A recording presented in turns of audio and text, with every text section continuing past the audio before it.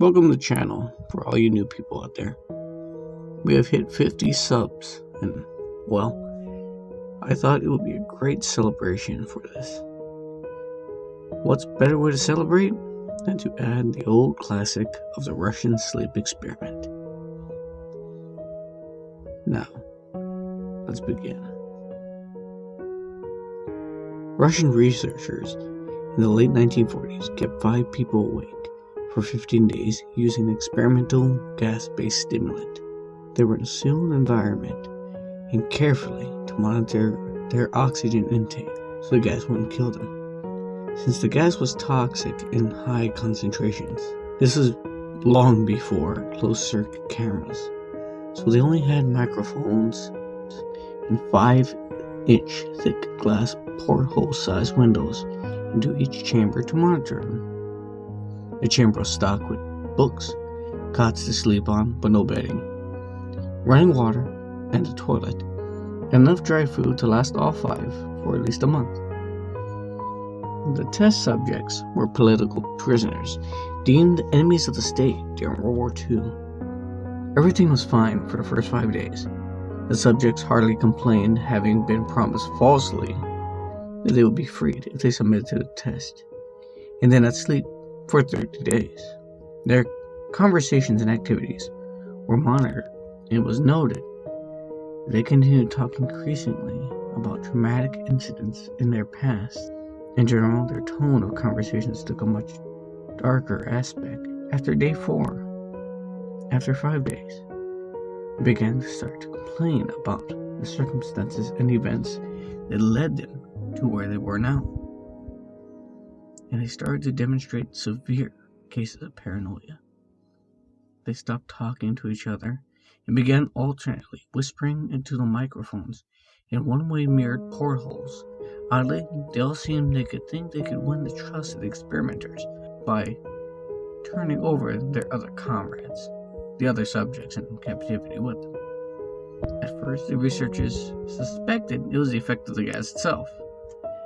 After 9 days, the first of them started screaming. He ran the length of the chamber, repeatedly yelling at the top of his lungs for 3 hours straight. He continued attempting to scream, but was only able to produce occasional. The researchers speculated that he had torn his vocals. The most surprising thing is how the behavior of the other captives reacted to it, or rather, didn't react to it. They continued whispering into the microphones until the second captives started to scream. The 2 non-screaming captives took the books apart, smeared the pages with their own feces, and pasted them calmly over the glass portholes. The screaming promptly stopped, and so did the whispering to microphones. After 3 more days had passed, the researchers checked the microphones hourly to make sure they were working, since they thought it was impossible no sound would be coming from the 5 people inside. The air consumption in the chamber indicated that all 5 must still be alive. In fact, it was the amount of oxygen all 5 people would consume at heavy levels of strenuous activity. On the 14th morning, the researchers did something they would not do to get reaction from the captives. They used the intercom inside the chamber, hoping to provoke any response from the captives. They were afraid they were either dead or vegetables, honestly. They announced, "We are opening the chamber to test the microphones. Step away from the door, lie flat on the floor, or you will be shot. Compliance will earn one of you your immediate freedom." To their surprise, they heard a single phrase in calm response. "We no longer want to be free." Debate broke out amongst the researchers and the military forces funding the research. Unable to provoke any more responses using the intercom, it was finally decided to open the chamber at midnight on the 15th day.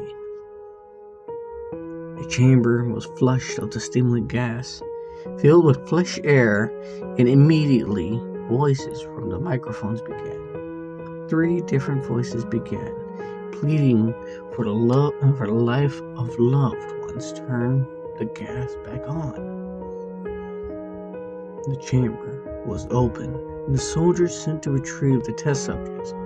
They began to scream louder than ever, and so did the soldiers when they saw what was inside. The 5 subjects were still alive, although one could rightly call the state of the men life. The food rations, past the 5 days, had not been touched. There were chunks of meat from the test sub thighs and chests stuffed into the drain in the center of the chamber, blocking the drain, allowing 4 inches of water to accumulate on the floor. Precisely how much water was actually blood never was determined. All the 4 surviving test subjects also had large portions of muscle and skin torn away from their bodies. The destruction of flesh was exposed. Bone on their fingertips indicated wounds were inflicted by hand, not teeth, as the researchers intently thought. Closer examination upon the position and angles of the wounds indicated that most, if not all of them, were self-inflicted. Below the ribcage on all 4 test subjects had been removed, while the heart, lungs, diaphragm remained in place. The skin and most of the muscles attached to the ribs had been ripped clean off, exposing lungs to the ribcage. All the blood vessels and organs remained intact all around the eviscerated but still living bodies of the subjects. The digestive tract of all 4 seemed to be working. Digesting food, it quickly became apparent that they were digesting their own flesh that they had ripped off and eaten over the course of days. Most of the soldiers were Russian special operatives at the facility. Many of them refused to return to the chamber of the test subjects. They continued to scream to the left of the chamber, alternately begged, demanded that the gas be turned back on. To everyone's surprise, the test put up a fierce fight. In the process of being removed from the chamber, one of the Russian soldiers died from having his throat ripped clean out, others gravely injured by having their testicles ripped off, an artery in their legs severed by one of the subject's teeth. Another 5 soldiers lost their lives if you count the ones that committed suicide within the weeks following of the incident. In the struggle, the 4 living subjects had his spleen ruptured, and he had bled out almost immediately. The medical researchers attempted to sedate him, but this proved impossible. The injection was more than 10 times the normal human dose of morphine. Deprived and still fought like a cornered animal, breaking the ribs and arm of one doctor. When the heart was seen to beat for a full 2 minutes, he had bled out at the point there was more air in his vascular system than blood. Even after it stopped, he continued to scream and flail for another 3 minutes, struggling to attack anyone in reach, and just repeating the word "more" over and over, weaker and weaker, until he finally fell silent. The surviving 3 subjects were heavily restrained and moved to a medical facility. The 2 with the intact vocal cords continuously begging for the gas, demanding for it to be kept up so they can remain awake. The most injured of the 3 was taken only to a surgical operating room that the facility had. In the process of preparing the subject to have his organs placed back in his body, it was found that he was effectively immune to sedative they had given him to prepare him for the surgery. He fought fiercely against his restraints when the anesthetic gas was brought in to put him under. He managed to tear up most of the way through the 4-inch wide leather strap around his wrist, even though the weight of the 200-pound soldier holding that wrist as well.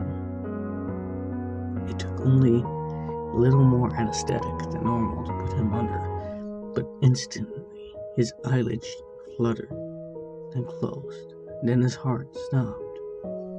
In the autopsy of the test subject, he had died on the operating table. It was found that his blood had tripled the amount of normal oxygen. His muscles were still attached to his skeleton, were badly torn. He had 9 broken bones, and in his struggle not to be subdued, most of them were from the force of his own muscles he had exerted on them.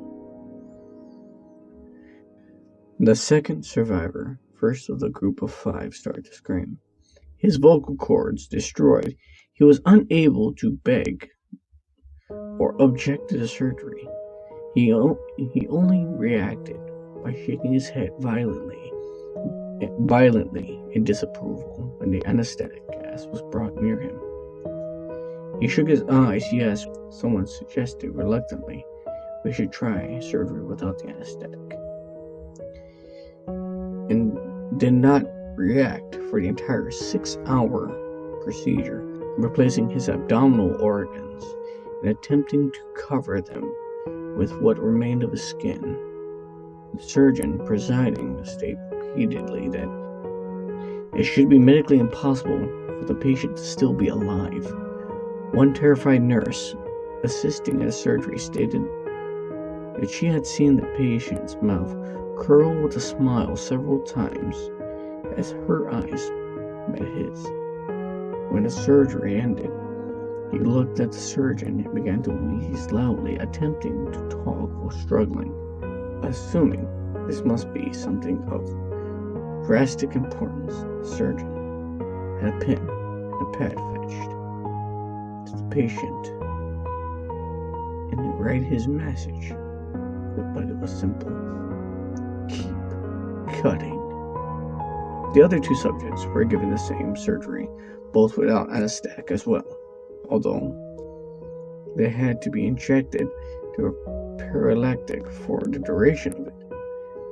The surgeon found it impossible to perform the operation while the patients laughed continuously. Once paralyzed, the subjects could only follow the attention researchers with their eyes. The paralactic cleared the system in an abnormally short period of time. They were soon trying to escape their bonds. The moment they could speak again, they were asking for the gas stimulant. The researchers asked why they had injured themselves, why they had ripped out their own guts, why they wanted to be given the gas again. Only one response was given: I must remain awake. All 3 subjects' restraints were reinforced and they were placed back in the chamber awaiting determination as what should be done with them.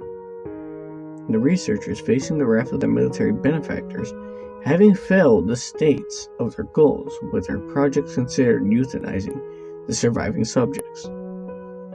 The commanding officer and ex-KGB instead saw potential and wanted to see what would happen if they were put back on the gas. The researchers strongly objected, but they were overruled. In preparation for the sealed chamber, once again, the subjects connected to an EEG monitor and had the restraints padded for long-term confinement. To everyone's surprise, all 3 stopped struggling the moment it was let slip that they would be getting back on the gas. It was obvious at the point that they were all putting up a great struggle to stay awake. One of the subjects that could speak was humming continuously and loudly. The mute subject was straining his legs against the leather bonds with all his might, first to the left, then to the right, and to the left again, something to focus on. The remaining subject was holding his head off the pillow, blinking rapidly.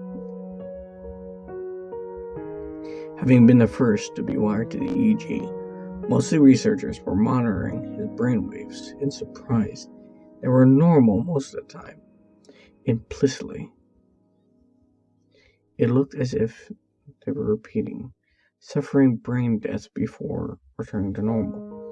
As they focused on the paper scrolling out of the brainwave, the monitor, only one nurse saw his eyes slip shut at that moment. His head hit the pillow, and his brainwaves immediately changed to that of deep sleep, then flatlined for the last time. His heart simultaneously stopped. The only remaining subject that could speak started to scream to be sealed in now. His brainwaves showed the same flatlinedness as one who had just died from falling asleep. The commander gave the order to seal the chamber with both subjects in it, as well as 3 researchers.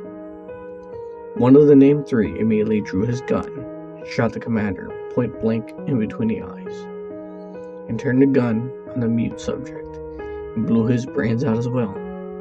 He pointed at the remaining subject.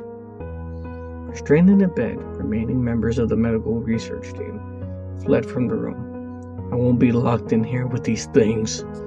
Not with you," he screamed at the man strapped to the table. "What are you? I must know." The subject smiled. "Have you forgotten?" The subject asked. "We are you. We are the madness that lurks within you all, begging to be let free. At every moment, your deepest animal mind. We are what you hide from in your bed every night.